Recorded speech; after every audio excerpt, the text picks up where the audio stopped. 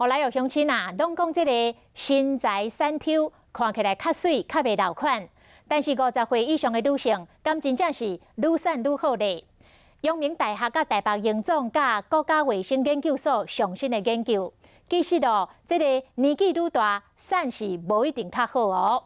咱身躯肌肉量的减少，甲这个肌肉的耐力，才是健康的关键。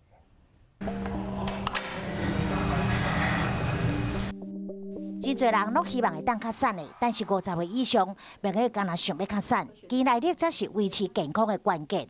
其实你的肌力如果可以保存，你的行动能力比较好，其实你一整年过后的衰弱的程度啦，跟认知功能衰退的程度都不见得是比较高的。所以在这边要提醒是说，这50+以上的人，当然我们会都很关注体重，可是，在关注体重的事情上面，比较关键的是体组成。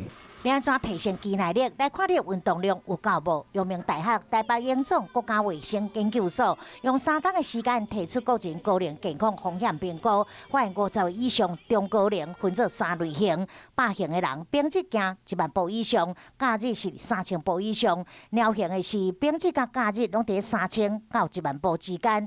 若是虎尾型的有将近3成，平常时伫1万步以内，假日是3000步以内。研究指出，虎尾型得到失智症的风险是关出52%。稍微中晚年一点点的时候，我们关心的是你的活动力、体力会不会失能。所以这个事情反而是体重跟肌力的效果还比较重要。比起单纯的追求瘦来得更好。所以50岁以后，唔通搁再干那追求瘦、追求苗条，就是水，爱食较营养的，活较老、动较老，这才是健康之道。